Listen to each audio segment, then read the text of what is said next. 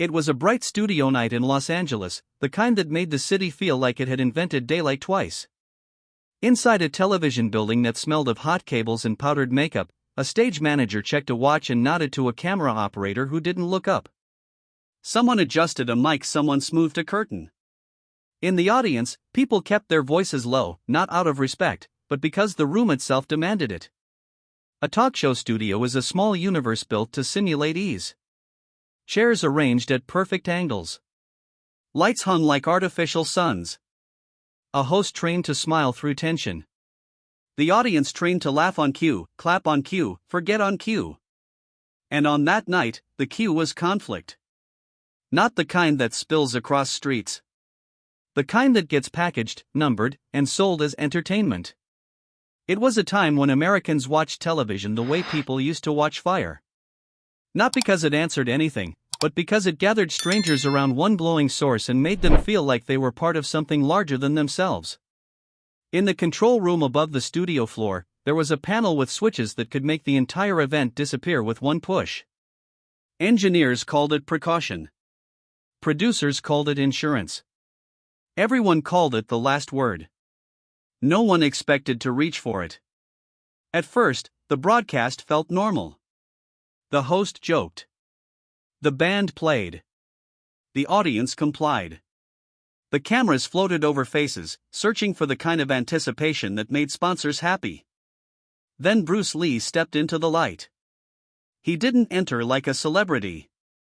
He entered like a man arriving at a place that had nothing to do with him. His presence was quiet, and it changed the temperature of the room anyway. Not because he demanded attention. Because he did not need it. Bruce didn't carry the loudness of someone trying to be believed. He carried the stillness of someone who had already tested himself in rooms that had no applause and no cameras. The applause that greeted him was polite. Curious. A little uncertain. People clap the way they clap for a guest they've heard about but haven't decided to respect yet. Bruce acknowledged it with a nod that wasn't gratitude and wasn't arrogance. It was simply recognition. Like a traveler greeting weather. He sat in the chair the crew had placed for him, a chair designed to make every guest look relaxed, approachable, manageable. Bruce sat as if the chair belonged to no one. The host leaned forward with practiced warmth. He asked the questions that always worked. Where are you from? What do you teach? What is this thing called kung fu? Bruce answered calmly, but not defensively. His words were precise, as if he knew the difference between speaking to fill space and speaking to place something in someone's mind. He didn't sell mystery. He didn't perform exoticism.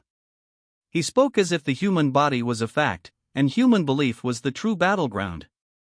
And the audience listened just enough to prove they were polite. They were waiting for the other guest. Because the show had promised them contrast. A spectacle. A small man and a large man. An ancient art and a modern brute. An elegant philosophy and a simple solution. They had been told, without being told, which one would win. Backstage, the other guest was already pacing. A professional wrestler, built like a structure rather than a person. Broad shoulders. Thick wrists. A neck like a post. The kind of man who didn't simply occupy space, but claimed it. He was famous for refusing to treat performance as performance. Some wrestlers understood the script as an agreement. This man understood it as an opportunity. He had come to the show with a belief. Not about fighting. About reality. His belief was old and common and dangerously convincing, that size is truth, and force is final. It was the belief that made empires. It was also the belief that ended them. He didn't see Bruce Lee as an opponent. He saw him as a symbol that needed to be corrected. And that is what made it inevitable. On stage, the host shifted his posture slightly, the way people do when they are about to open a door they know leads to noise. He smiled wider. He told the audience they were about to witness something special. He framed it as friendly.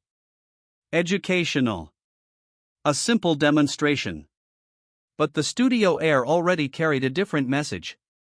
The audience could feel it in their own bodies, the way animals can feel weather before it arrives. Something was about to happen that was not designed for safety. The host introduced the wrestler. The audience erupted. The wrestler stepped into view. A wave moved through the room. Not admiration exactly. More like relief. Here was something familiar. Here was a shape they recognized. Here was the logic they understood: big man equals danger, danger equals thrill, thrill equals truth. He walked toward the demonstration area like a storm approaching shore. Bruce stood when he stood. Calmly. Without urgency. Without reluctance. The two men faced each other on a padded section of the stage the producers had built to contain whatever they thought would unfold. From the audience, it looked almost comedic. Not because Bruce was weak, but because the wrestler was so large that scale itself felt distorted. But comedy is only possible when everyone agrees the stakes are low. The wrestler did not agree. The host began to speak, setting up the segment like a referee setting up a match. Bruce turned slightly, as if preparing to explain something. And that was when the wrestler reached out and grabbed his collar. Not his wrist. Not his sleeve. The collar. A gesture older than sport. A gesture that says, "You are mine for a moment." He lifted Bruce off his feet. The studio gasped. The host froze. In the control room, someone straightened in their chair. This was not the planned shape of the demonstration. Bruce's body hung for an instant, suspended by fabric and fingers, and the room waited for his face to show what they expected.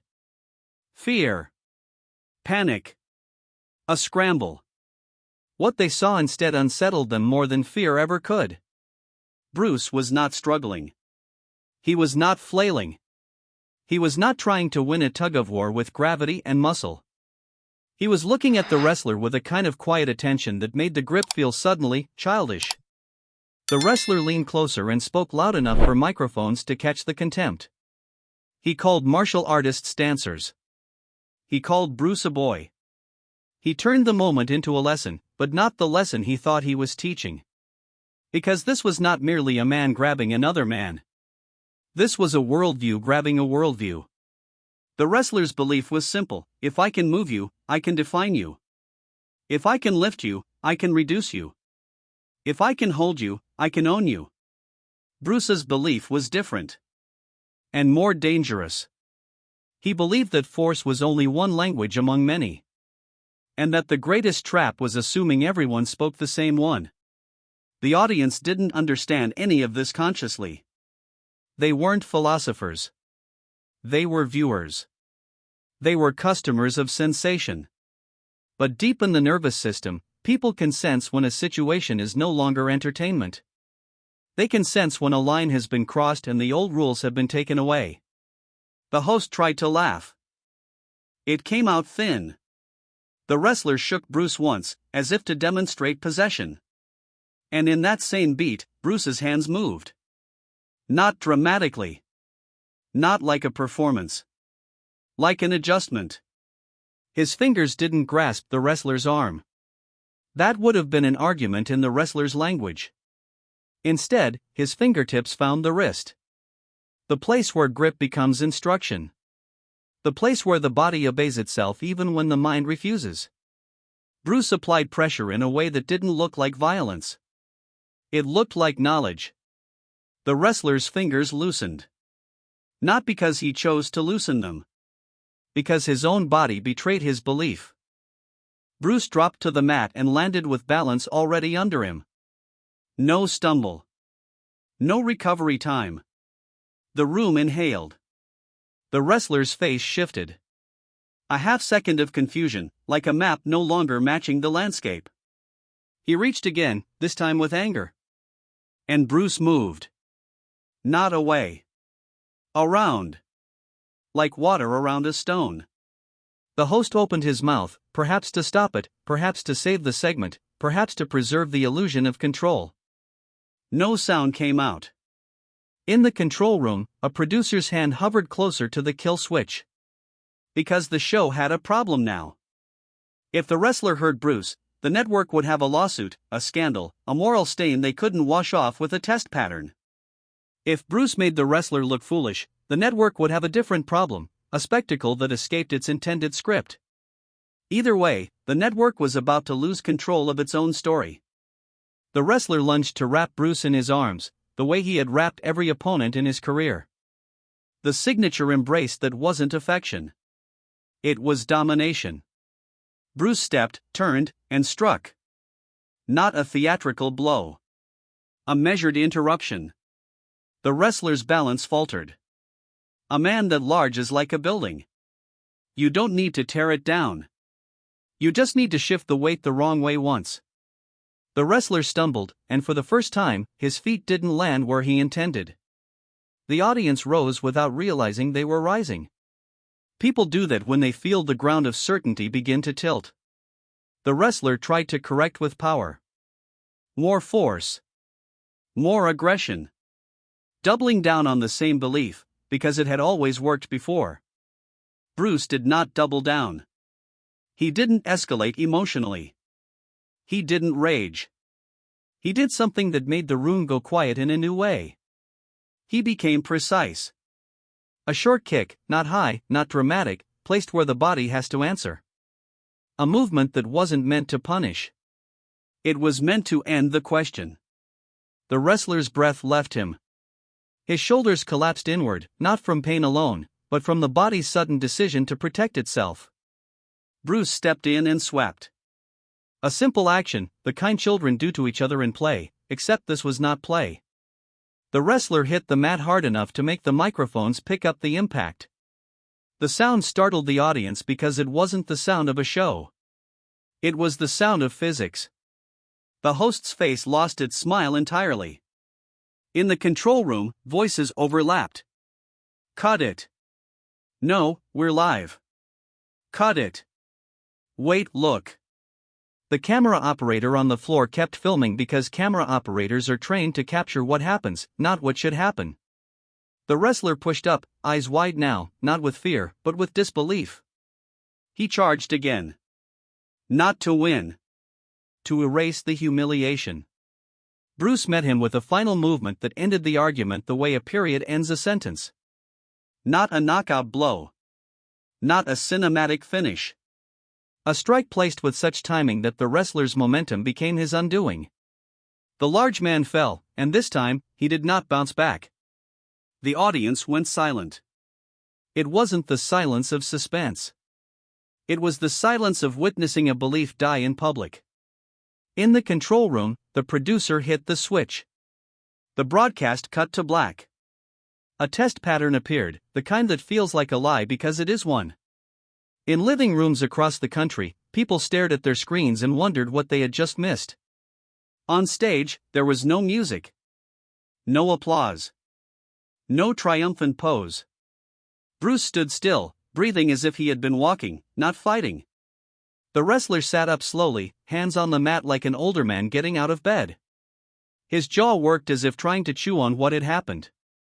The host walked toward them, palms out, voice trembling with the need to regain control. Bruce didn't wait for him. He stepped to the edge of the demonstration area and looked out at the audience as if he could see through them, past them, into whatever they would carry home. He didn't give a speech. He didn't preach. He simply said, with a calm that felt heavier than any roar, that size and strength are not the whole truth. He said it the way someone states a fact they've already proven. Then he turned and walked off the stage. Not hurried. Not triumphant. Just finished. Backstage, people moved like startled animals. Assistants looked at one another as if asking who would be blamed. Someone ran to a phone. Someone whispered the word sponsors as if it were a prayer. The wrestler remained on the mat longer than anyone expected. Not because he couldn't stand. Because standing would mean returning to a world where his old certainty no longer existed. The network did what institutions always do when reality embarrasses them. They buried it. They erased tapes. They wrote statements. They coached the host. They paid for silence. They told themselves they were protecting the brand. But brands are fragile things. They exist only as long as people agree to believe in them. And belief, once cracked, doesn't return to its original shape. The audience that night filed out with strange faces. People weren't laughing the way they usually laugh after a live show. They were talking too fast, or not at all. Some were angry, as if they'd been cheated. Some were exhilarated, as if they'd seen a secret. Some were unsettled, because the secret had not been violence. The secret was control without cruelty. Bruce went home the way he always did. Through quiet streets that didn't know what had happened under bright studio lights. He entered his small house without ceremony. Linda asked how the show went. Bruce looked at her, then looked past her, toward a wall, toward nothing, as if listening to something inside himself. He said it went fine. And then he went into his office and sat alone. Not to celebrate. To think. Because the moment on the stage was not the victory that mattered. The victory was deeper. He had seen something in the wrestler's eyes as the grip failed. It wasn't just surprise. It was grief. The grief of a man realizing that what he believed about the world was not reliable. When you live by force, the world feels simple. There are only stronger and weaker. Winner and loser. Dominator and dominated. When you meet someone who refuses to play that game, the world becomes complicated again. And complication is terrifying to people who have spent their lives trading in certainty. Bruce understood that the wrestler wasn't simply a villain. He was an old idea given muscles. An old idea that had worked for a long time. Until it didn't. In the days that followed, the network denied. The host brushed off questions with rehearsed laughter. A segment that had almost happened was described as a technical issue. A misunderstanding. A harmless glitch. But 300 people had been in the room. 300 witnesses is not a rumor. It is a seed. And seeds don't need permission. The story traveled the way stories used to travel, before tape could be copied and edited and monetized. It traveled mouth to mouth. Dojo to dojo. Barber shop to barber shop. A wrestler grabbed Bruce Lee by the collar. Security rushed the stage. The feed went black. But the part people remembered wasn't the blackout. It was the moment before it. The moment when the smaller man did not panic. The moment when he smiled. Not a taunting smile. A clear one. Like someone who recognizes the shape of a problem he has already solved. Some people embellished the story. They always do. They made the fight longer. They made the strikes louder. They made Bruce into a wizard rather than a disciplined human being. But the truth didn't need embellishment. The truth was simple enough to last. A belief in brute force had met a belief in precision and awareness. And brute force had lost. The wrestler, for his part, returned to his world of arenas and scripted rivalries. But something in him had shifted. He continued to win matches. He continued to be feared. But those who knew him well said he trained differently afterward. Not softer. More carefully. Less certain. Because deep humiliation doesn't always produce rage. Sometimes it produces a private question that won't stop repeating. What if the way I've lived is not the strongest way? Years later, when people spoke of that night, they didn't speak of it the way they speak of fights. They spoke of it the way they speak of paradoxes. How could a man that small undo a man that large so quickly? The question itself revealed the audience's hidden belief. That size is the final answer. Bruce had shown them that size is only one variable, and often a deceptive one. The deeper answer wasn't technique, though technique mattered. The deeper answer was philosophy made physical. The wrestler's body was rigid with certainty. Bruce's body was responsive with awareness. Rigidity can hold for a time, but it cannot adapt. And what cannot adapt will eventually be broken, even if it looks invincible. Bruce didn't say this on the stage. He didn't need to. The audience felt it without language. They felt it the way you feel a door close behind you, realizing you will never return to the room the same way again. Because the confrontation was not entertainment. It was an encounter with a different way of being in the world. Most people spend their lives gripping something. A title. An identity. A role. A fear. A narrative that makes them feel safe. And when someone refuses your grip, you can either tighten it until you hurt yourself, or you can learn to let go. That is why this story still moves through people like an electric current. Not because it's about a wrestler and a martial artist. Because it is about what happens when an old certainty meets a mind that has learned to stay calm inside pressure. The night the feed went black, the network thought it had erased the moment. But what it erased was only the footage. It could not erase the change in the people who witnessed it. A spectacle was supposed to confirm what they already believed. Instead, it challenged it. And challenges are remembered. The wrestler had tried to reduce Bruce to a collar. Bruce had refused the reduction. And in refusing, he revealed something that feels almost mythic, but is brutally practical. The strongest thing in a room is not always the biggest body. Sometimes it is the clearest mind. And once you've seen that, you can't unsee it. Because the collar was never the point. The point was the grip.